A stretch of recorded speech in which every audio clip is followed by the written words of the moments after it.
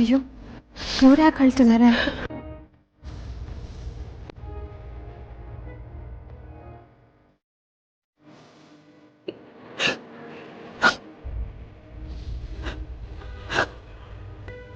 ಅಮ್ಮ, ಯಾಕಮ್ಮ ಅಳ್ತಿದ್ದೀರಾ? ಇಲ್ಲಮ್ಮ, ಹಾಗೇನೂ ಇಲ್ಲ. ಅಮ್ಮ, ನೀವು ಯಾರನ್ನ ಬೇಕಿದ್ರು ಯಾಮಾರಿಸ್ಬೋದು, ಆದರೆ ನನ್ನ ಯಾಮಾರಿಸೋದಕ್ಕಾಗಲ್ಲ. ನೀವು ಅಳ್ತಿದ್ದೀರಾ ಅಂತ ನನಗೆ ಚೆನ್ನಾಗಿ ಗೊತ್ತಾಗ್ತಿದೆ. ಯಾಕಮ್ಮ, ಏನಾಯ್ತು? ಯಾಕೆ ಬೇಜಾರು ಮಾಡ್ಕೊಂಡಿದ್ದೀರಾ?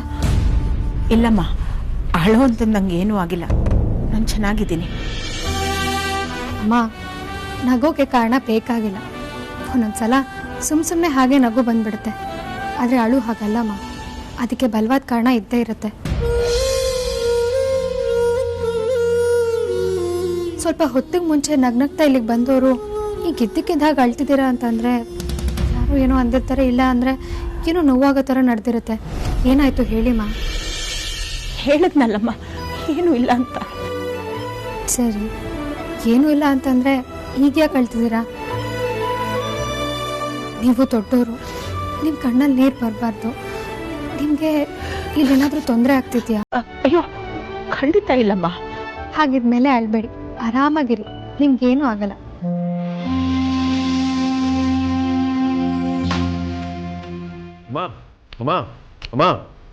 ಏನಪ್ಪ?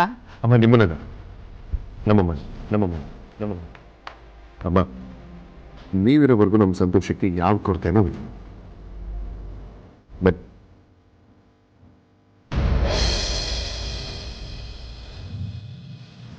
ಏನಾಯ್ತು ಅಂತ ಕೇಳಿದ್ರೆ ಏನು ಹೇಳ್ತಿಲ್ಲ, ಮತ್ತೆ ಹೇಳ್ತಿದ್ದೀರಾ. ಏನಮ್ಮ ನಿಮ್ಮ ಕತೆ? ಏನೂ ಇಲ್ಲಮ್ಮ. ವೇದಾಂತ್, ವೇದಾಂತ್, ಬೇರಿಮ್ಮ, ಏನು ಇಲ್ಲ ವೇದಾಂತ್. ಆಗಿಂದ ವೈಜಯಂತಿ ಅಮ್ಮ ಅಳ್ತಾನೆ ಇದ್ದಾರೆ.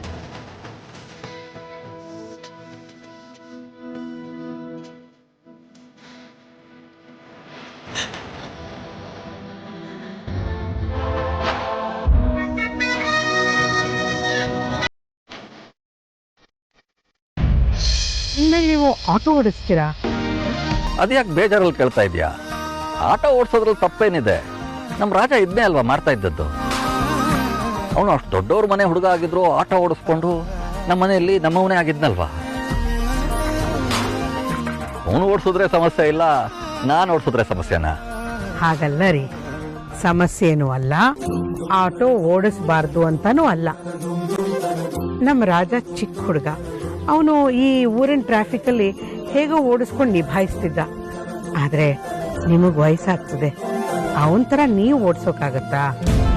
ಏನ್ ಪರಿ ಹಿಂಗನ್ಬಿಟ್ಟೆ ನೀನು?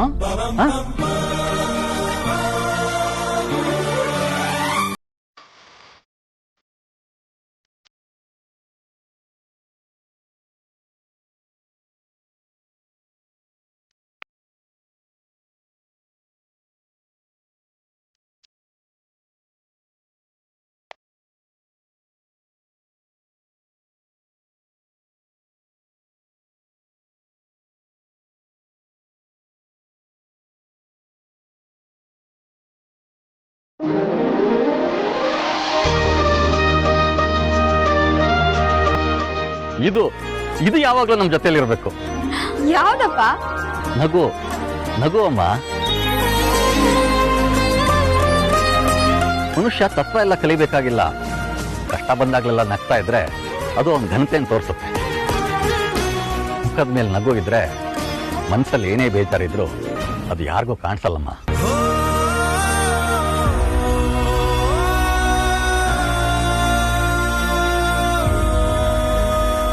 ನಾವು ಇವ್ರ ಹತ್ರ ಒಂದು ವಿಷಯ ಮುಚ್ಚಿಟ್ಟಿದ್ದೀವಿ, ಇನ್ಮೇಲೆ ಅದ್ರ ಅಗತ್ಯ ಇಲ್ಲ ಅನ್ಸುತ್ತೆ.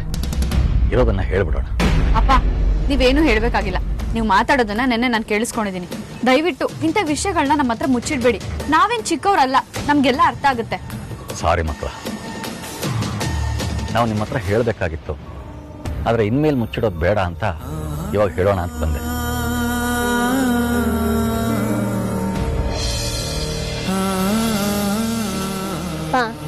ನಮ್ಮೆಲ್ರಿಗೂ ಖುಷಿಯಾಗಿರ್ಬೇಕು ಅಂತ ಹೇಳಿ ನೀವೇ ಮುಖ ಸಪ್ಪಗ್ ಮಾಡ್ಕೊಂಡ್ರೆ ಹೇಗೆ? ನೀವು ಮುಖ ಸಪ್ಪಗ್ ಮಾಡ್ಕೊಂಡ್ರೆ ಸ್ವಲ್ಪನೂ ಚೆನ್ನಾಗಿ ಕಾಣಲ್ಲ. ನಿಮ್ ಮುಖಕ್ಕೆ ನಿಮ್ ದೊಡ್ಡ ನಗುನೇ ಕಳೆ. ಹೌದಪ್ಪ, ಏನೇ ಆದ್ರೂ ನೀವೇ ನಮ್ ಹೀರೋ, ನೀವೇ ಸೂಪರ್ ಸ್ಟಾರ್. ಅನುರಾಗ ಅಪ್ಪಿಕೊಳ್ಳುವ ಅನುವಾಗ ತ್ಯಾಗ ಪ್ರೀತಿಯ ಸಂಯೋಗ. ನನಗೆ ಯಾಕೋ ನಮ್ಮ ಮನೆಗೆ ಬಂದಿರೋರ್ನ ನೋಡಿದ್ರೆ ಅವ್ರು ನಮ್ಮ ವೈದೇಹಿ ಅತ್ತಿಗೆನೆ ಅಂತ ಅನ್ನಿಸ್ತಾ ಇದೆ. ಅವರು ಮಕ್ಕಳ ಜೊತೆ ನಡ್ಕೊಳ್ತಾ ಇರೋ ರೀತಿ ನೋಡಿದ್ರೆ ಅವರು ವೈದೇಹಿ ಅತ್ತಿಗೆ ಅಲ್ಲದೆ ಬೇರೆ ಇನ್ಯಾರು ಆಗಿರೋದಕ್ಕೆ ಸಾಧ್ಯನೇ ಇಲ್ಲ. ಇವ್ರ ಹಾವ ಭಾವ, ಇವರು ಮಕ್ಕಳನ್ನ ಕೇರ್ ಮಾಡ್ತಾ ಇರೋ ರೀತಿ ನೋಡಿದ್ರೆ ನನ್ನ ಅನುಮಾನ ಖಂಡಿತ ನಿಜ ಅನ್ಸುತ್ತೆ. ಬೇರೆ ಯಾರೋ ಆಗಿದ್ರೆ ಇವರು ಮಕ್ಕಳ ಮೇಲೆ ಇಷ್ಟೊಂದು ಮಮಕಾರ ತೋರಿಸ್ತಿರ್ಲಿಲ್ಲ. ಮಕ್ಕಳು ಕೂಡ ನೀವು ನಮ್ಮ ಅಮ್ಮನ ಥರನೇ ಅಂತ ಹೇಳೋ ಥರ ಆಗ್ತಾ ಇರಲಿಲ್ಲ. ಇದು ನಿಜವಾಗ್ಲೂ ತಾಯಿ ಮಕ್ಕಳು ಸಂಬಂಧ ಆಗಿರೋದಕ್ಕೆ ಹೀಗೆಲ್ಲ ನಡೀತಾ ಇರೋದು. ಇದರಲ್ಲಿ ಯಾವ ಅನುಮಾನನೂ ಇಲ್ಲ. ಆದರೆ ಅತ್ತಿಗೆ ಯಾಕೆ ಬೇರೆ ಹೆಸರು ಹೇಳ್ಕೊಂಡು ಗೌಪ್ಯವಾಗಿ ಬದುಕ್ತಾ ಇದ್ದಾರೆ ಅಂತ ನನಗೆ ಅರ್ಥ ಆಗ್ತಾ ಇಲ್ಲ. ಸುಹಾಸಿನಿ ಏನಾದರೂ ಅತ್ತಿಗೆಗೆ ವಾರ್ನ್ ಮಾಡಿ ಹೆದರಿಸಿರ್ಬೋದಾ? ಇಲ್ಲ ಅಂದಿದ್ರೆ ತಾಯಿ ಆದವಳು ತನ್ನ ಮಕ್ಕಳ ಎದುರುಗಡೆ ತಾನು ತಾಯಿ ಅಲ್ಲ ಇನ್ಯಾರು ಅಂತ ಯಾಕೆ ಹೇಳ್ತಾಳೆ? ಖಂಡಿತ ಸುಹಾಸಿನಿದೆ ಕೆಲಸ ಇರ್ಬೋದು. ಅತ್ತಿಗೆ ಬೇಕಾಗಿರೋ ಗೌರವ ಪ್ರೀತಿ ಅವ್ರಿಗೆ ಸಿಗಲೇಬೇಕು. ಮಕ್ಕಳಿಗೆ ಇವರೇ ನಮ್ಮಮ್ಮ ಅಂತ ಗೊತ್ತಾಗಬೇಕು. ಹೇಗಾದರೂ ಮಾಡಿ ಇವರೇ ವೈದೇಹತಿಗೆ ಅಂತ ಪ್ರೂವ್ ಮಾಡಲೇಬೇಕು. ಅಣ್ಣ ಅತ್ತಿಗೆಗೆ ಸಂಬಂಧಪಟ್ಟ ಯಾವ ನೆನಪುಗಳು ಇಲ್ಲಿರಬಾರ್ದು ಅಂತ ಎಲ್ಲ ಸಾಕ್ಷಿಗಳನ್ನು ಸುಹಾಸಿನಿ ಅಳಿಸಾಕಿದ್ದಾಳೆ. ಅತ್ತಿಗೆಗೆ ಸಂಬಂಧಪಟ್ಟಿದ್ದು ಯಾವ ಸಾಕ್ಷಿನೂ ನಮ್ಮ ಮನೇಲಿ ಇಲ್ಲ ಅನ್ಸುತ್ತೆ. ಒಂದು ವೇಳೆ ಸುಹಾಸಿನಿಯಿಂದ ಮಿಸ್ ಆಗಿ ಯಾವ್ದಾದ್ರು ಸಾಕ್ಷಿ ಉಳ್ಕೊಂಡಿರ್ಬೋದಾ?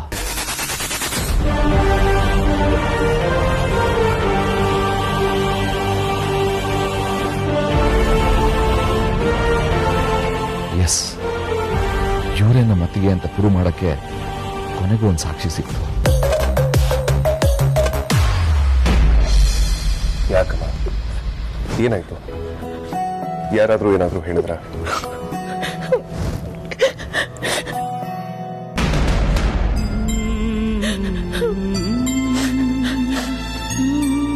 ಅಮ್ಮ, ಅಗ್ರಜ, ಇವ್ರಿಗೇನಾಯ್ತು? ಯಾಕೆ ಅಳ್ತಿದ್ದಾರೆ? ಏನೂ ಇಲ್ಲ ವಿಕ್ರಾಂತ್, ಅಮ್ಮನಿಗೆ ಅವ್ರ ಮಕ್ಕಳು ನೆನಪಾಗಿದ್ದಾರೆ ಅನ್ಸುತ್ತೆ. ಅದಕ್ಕೆ ನೆನೆಸ್ಕೊಂಡು ಕಣ್ಣೀರು ಹಾಕ್ತಿದ್ದಾರೆ. 2 ನಿಮಿಷ, ಸರಿ ಹೋಗ್ಬಿಡ್ತಾರೆ.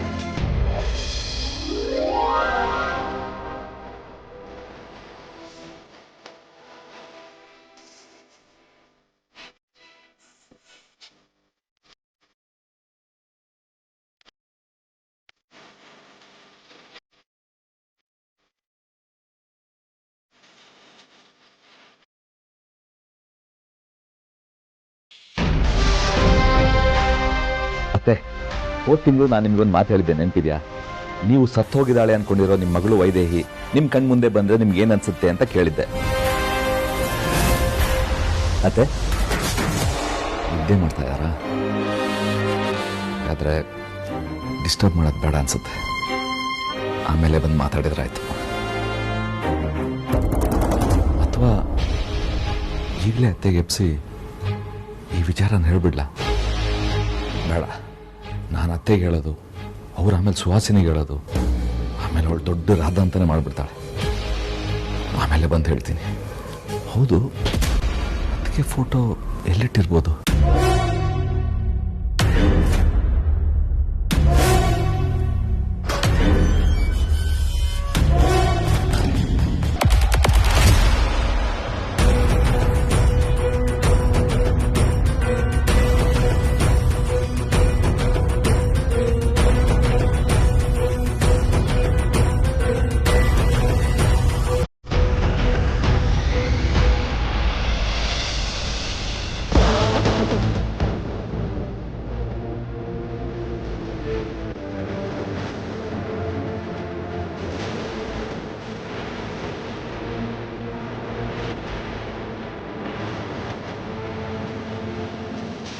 ಇವರು ನಮ್ಮ ವೈದೇಹಿ ಅತ್ತಿಗೆನೆ. ಪ್ರಪಂಚದಲ್ಲಿ ಒಬ್ಬರ ಥರ 7 ಜನ ಇರ್ತಾರೆ ಅಂತಾರೆ. ಆದರೆ ಇಟ್ಟು ಹಾಗೆ ಇರಕ್ಕೆ ಸಾಧ್ಯನಾ? ನೋಡಕ್ಕಷ್ಟೇ ಅಲ್ಲ, ಗುಣದಲ್ಲಿ, ಸ್ವಭಾವದಲ್ಲಿ. ಎಸ್, ಇವ್ರು ನಮ್ಮ ವೈದೇಹತಿಗೆನೆ.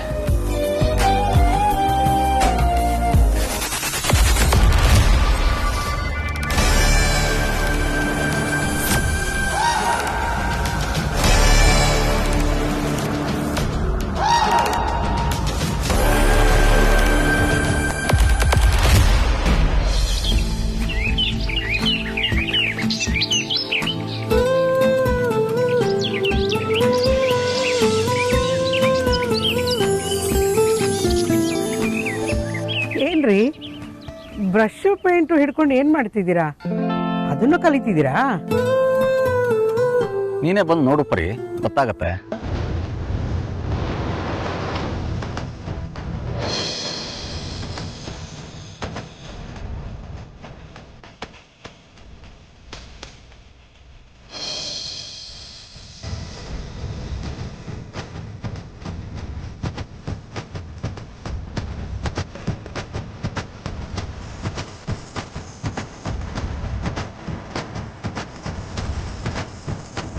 ಹೆಣ್ಣು ಮಕ್ಕಳೇ ನಮ್ಮ ಮನೆ ದೀಪ, ಅದು ಅಮೂಲ್ಯ ಅದಿತಿ ಅಂಜಲಿ.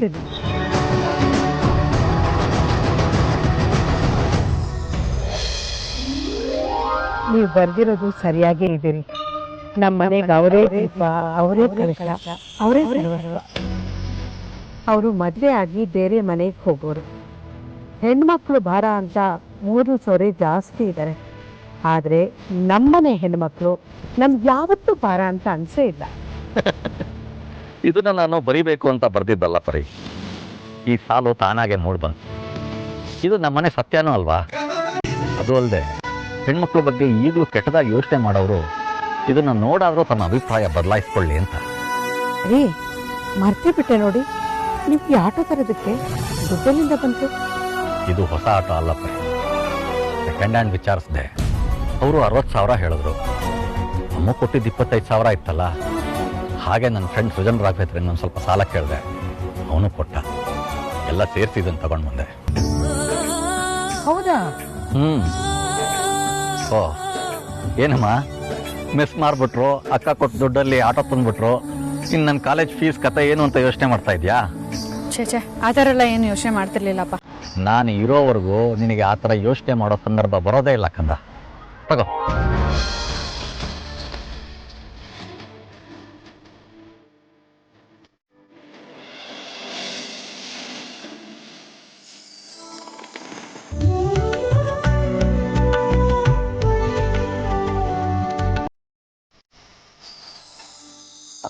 ಅಪ್ಪ, ಇದೆಲ್ಲಿಂದ ಬಂತು?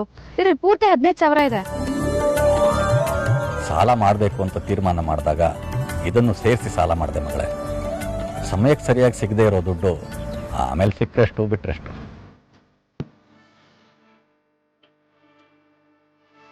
ನೋಡು, ನೀನು ಇದಕ್ಕೆಲ್ಲ ಭಾವುಕಳಾಗೋ ಅಗತ್ಯ ಇಲ್ಲ. ನಾವೇನು ಇದೇ ಮೊದಲನೇ ಸಲ ಅಲ್ಲ ಸಾಲ ಮಾಡ್ತಾ ಇರೋದು. ವಾಪಸ್ ತೀರ್ಸೋದಕ್ಕೆ ಈಗ ನನ್ನ ಹತ್ರ ಆಟೋ ಇದೆ. ಇದನ್ನು ಓಡಿಸೋ ತಾಕತ್ತು ಇದೆ. ನೀನೇನು ಚಿಂತೆ ಮಾಡಬೇಡ. ನಿನ್ನ ಗಮನ ಏನಿದ್ರು ನಿನ್ನ ಓದಿನ ಕಡೆ ಇರು, ಗೊತ್ತಾಯ್ತಾ?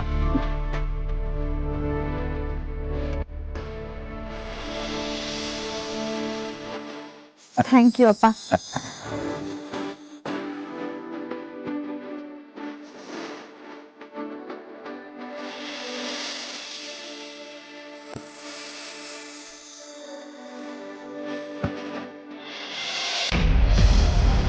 ನೀನ್ ಮಾಡ್ತಾ ಇರೋದು ಸರಿ ಇಲ್ಲ ಸುಹಾಸಿನಿ.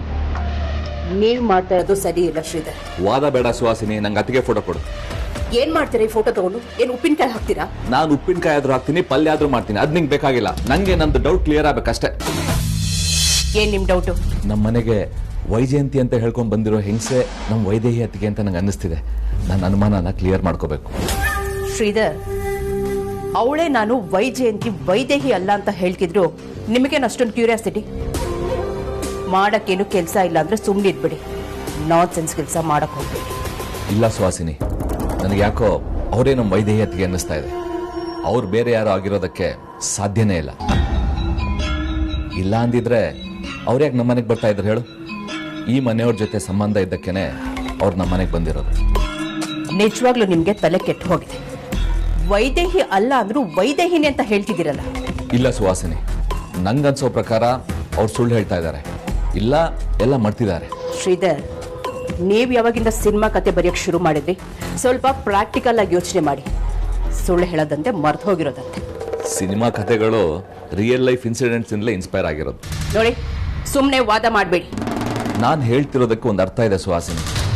ಒಂದ್ ವೇಳೆ ಅವ್ರು ಸುಳ್ಳು ಹೇಳ್ತಾ ಇದ್ರೆ ಇವತ್ತಲ್ಲ ನಾಳೆ ಸತ್ಯ ಏನು ಅಂತ ಖಂಡಿತ ಗೊತ್ತಾಗುತ್ತೆ. ಅದೇ ಅವ್ರ ನೆನಪಿನ ಶಕ್ತಿ ಕಳ್ಕೊಂಡಿದ್ರೆ ಈ ಫೋಟೋ ತೋರ್ಸೋದ್ರಿಂದ ಅವರಿಗೆ ಸ್ವಲ್ಪನಾದ್ರೂ ನೆನ್ಪು ಬರ್ಬೋದು ಅಂತ. ಅದಕ್ಕೆ ಈ ಫೋಟೋನ ನಾನು ಅವ್ರಿಗೆ ತೋರಿಸ್ಬೇಕು. ಈ ಫೋಟೋ ಕೊಡು. ನೋಡಿ, ಅವಳು ಸುಳ್ಳಾದ್ರೂ ಹೇಳ್ತಿರ್ಲಿ, ನೆನಪಿನ ಶಕ್ತಿ ಆದ್ರೂ ಕಳ್ಕೊಳ್ಳಿ. ನೀವು ಒಳ್ಳೆ ಮಾತಿಂದ ಈ ಫೋಟೋ ವಿಷಯನ ಇಲ್ಲಿಗೆ ಬಿಟ್ರೆ ನಿಮಗೆ ಒಳ್ಳೇದು. ಇಲ್ಲ ಅಂದ್ರೆ ಮುಂದಾಗೋ ಅನಾಹುತಕ್ಕೆ ನಾನ್ ಜವಾಬ್ದಾರಿ ಅಲ್ಲ. ಬೇಕೆ ಅಂದ್ರೆ ನನ್ನ ಹೆದರ್ಸ್ತಾ ಇದೆಯಾ? ನಿಂದಿ ಮಾತಿಗೆಲ್ಲ ನಾನು ಜಗ್ಗಲ್ಲ ಸುಹಾಸಿನಿ, ನೀನೇನು ಮಾಡ್ಕೊಳಕ್ಕಾಗಲ್ಲ. ನೋಡಿ, ನಾನು ಸೀರಿಯಸ್ ಆಗಿ ಹೇಳ್ತಾ ಇದ್ದೀನಿ ಅಂದ್ರೆ ಅರ್ಥ ಮಾಡ್ಕೋಬೇಕು. ನೀವು ಈ ವಿಚಾರನ ಹೇಗೆ ತಗೊಳ್ತಿದ್ದೀರೋ ನನಗೆ ಗೊತ್ತಿಲ್ಲ, ಆದರೆ ನಾನು ಮಾತ್ರ ತುಂಬಾನೇ ಸೀರಿಯಸ್ ಆಗಿ ತಗೊಂಡಿದ್ದೀನಿ. ಏನು ಮುಂದೆ ಈ ವಿಚಾರವಾಗಿ ಈ ಮನೆಯಲ್ಲಿ ಯಾವುದೇ ಪ್ರಸ್ತಾಪ ಆಗಬಾರ್ದು. ಒಂದು ವೇಳೆ ಪ್ರಸ್ತಾಪ ಆದ್ರೆ ನಾನು ಹೇಳ್ದಾಗೆ ಅನಾಹುತ ಆಗೋದ್ರಲ್ಲಿ ಅನುಮಾನನೇ ಇಲ್ಲ. ಅಂದ್ರೆ ನನ್ನನ್ನ ಈ ಮನೆಯಿಂದ ಆಚೆ ಹಾಕ್ತೀಯಾ ಅಥವಾ ಅದಕ್ಕೂ ಮೀರಿದೇನಾದ್ರು ಮಾಡ್ಬೇಕಂತಿದ್ಯಾ? ಏನ್ ಮಾಡ್ತೀನಿ ಅನ್ನೋದು ಸಮಯ ಬಂದಾಗ ನಿಮಗೆ ಗೊತ್ತಾಗುತ್ತೆ. ಈಗ ಹಿಂದೆ ಆಗಿರೋದನ್ನ ಮರೆತು ಮುಂದೆ ಆಗ್ಬೇಕಾಗಿರೋದ್ರ ಕಡೆ ಗಮನ ಕೊಡಿ. ಇದು ನಿಮಗೆ ಒಳ್ಳೆ.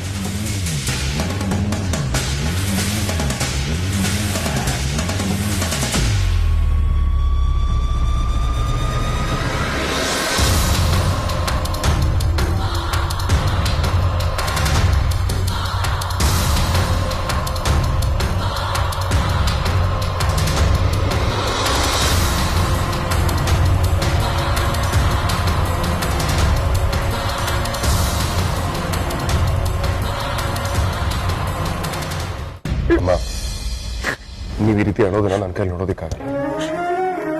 ನಿಮ್ಮನ್ನ ನಮ್ಮ ಮನೆ ಕರ್ಕೊಂಡ್ ಬಂದಿರೋದು ಈ ರೀತಿ ಕಣ್ಣೀರ್ ಹಾಕ್ಲಿ ಅಂತ. ನೀವು ಹೀಗೆ ಹೇಳ್ತಿದ್ರೆ ನಮ್ಮಿಂದ ಏನೋ ತಪ್ಪಾಗಿದೆ ಅಂತ ನಮ್ಮೆಲ್ಲರಿಗೂ ಗಿಲ್ಟ್ ಕಾಣೋದಕ್ಕೆ ಶುರುವಾಗುತ್ತೆ. ಹೌದಮ್ಮ, ವೇದಾಂತ್ ಹೇಳ್ತಿರೋದು ನಿಜ. ಅವ್ನು ನಿಮ್ಮನ್ನ ತುಂಬಾ ಹಚ್ಕೊಂಡಿದ್ದಾನೆ, ನಿಮ್ಮ ಮೇಲೆ ತುಂಬಾ ಗೌರವ ಇಟ್ಕೊಂಡಿದ್ದಾನೆ. ಪ್ಲೀಸ್ ಇನ್ ಮುಂದೆ ಅಳ್ಬೇಡಿ. ಅಮ್ಮ, ನಿಮ್ಗೆ ನಮ್ಮ ಮನೆ ಇಷ್ಟ ಆಗಲಿಲ್ಲ ಅಂತ ಹೇಳಿ ಬೇರೆ ಏನಾದರೂ ವ್ಯವಸ್ಥೆ ಮಾಡಿ. ವೇದಾಂತ್, ಇವ್ರು ಇಲ್ಲಿಗೆ ಬರುವಾಗ ನಗ್ನಗ್ತಾನೆ ಬಂದ್ರು, ಆದ್ರೆ ಆಮೇಲೆ ಇದ್ದಕ್ಕಿದ್ದಂಗೆ ಏನಾಯ್ತು ಅಂತಾನೆ ಗೊತ್ತಿಲ್ಲ. ಅಮ್ಮ, ನೀವು ಅಳುನು ನಿಲ್ಸ್ತಿಲ್ಲ, ಕಾರಣ ಏನು ಅಂತಾನೂ ಹೇಳ್ತಿಲ್ಲ. ನಾವ್ ಏನ್ ಅನ್ಕೊಬೇಕು ಹೇಳಿ? ಅಟ್ಲೀಸ್ಟ್ ಪ್ರಾಬ್ಲಮ್ ಏನಂತ ನಮ್ಮ ಹತ್ರ ಶೇರ್ ಮಾಡ್ಕೊಳ್ಳಿ. ಹಾಗೇನೂ ಇಲ್ಲ. ನನಗೆ ಈ ಮನೆಯವರು ಎಲ್ಲರೂ ಅಡ್ಜಸ್ಟ್ ಆಗಿದ್ದಾರೆ. ಇದು ನನ್ನ ಮನೆನೇ ಅನ್ಸುತ್ತೆ ನನಗೆ. ಯಾವ ತೊಂದರೆನೂ ಇಲ್ಲ. This is fine. ಈಗ ನಾನು ಸ್ವಲ್ಪ ರಿಲ್ಯಾಕ್ಸ್. ಅಮ್ಮ, ನಮಗೆ ನೀವು ಬೇರೆ, ನಮ್ಮ ಹೆತ್ತು ತಾಯಿ ಬೇರೆ ಅಲ್ಲ. ನಿಮ್ಗೆ ಏನೇ ಬೇಕಾದ್ರೆ ಭಯ ಪಟ್ಕೊಳ್ಳಿ, ಸಂಕೋಚ ಪಟ್ಕೊಳ್ಳದೆ ನನ್ನನ್ನು ಕೇಳಿ, ನಾನೇ ಮುಂದೆ ನಿಂತು ಅರೇಂಜ್ ಮಾಡ್ತೀನಿ. ನೀವೆಲ್ಲರೂ ನನಗೆ ಎಷ್ಟು ಪ್ರೀತಿಸ್ತೀರ, ಯಾವಾಗಲೂ ನನಗೆ ಹೀಗೆ ಪ್ರೀತಿಸ್ತಾ ಇದೆ ಅಷ್ಟೇಪ್ಪ ನಾನು ಕೇಳ್ಕೊಳ್ಳೋದು. ಈ ಮಾತಾಡೋ ನೀವು ಕಾರಣನೇ ಹೇಳಿದೆ ಸುಮ್ಮನೆ ಹೇಳ್ತಾನೆ ಇದ್ರೆ ನಾವು ತೋರಿಸೋ ಪ್ರೀತಿನೇನೋ ಕಡಿಮೆ ಇದೆ ಅಂತ ನಾವು ಅನ್ಕೋತಿರ್ತಾನೆ. ಹಾಗೆ ಅನ್ಕೊಳ್ಳೋ ಸಹಜ ಅಲ್ವಾ? ಅಮ್ಮ, ನಿಮ್ಮ ಊರವ್ರು ಯಾರೋ ಬೆಂಗಳೂರಲ್ಲಿ ಇದ್ದಾರೆ ಅಂತ ಹೇಳಿದ್ರಲ್ಲ, ಅವ್ರು ಎಲ್ಲಿದ್ದಾರೆ ಅಂತ ಗೊತ್ತಾಯ್ತಾ?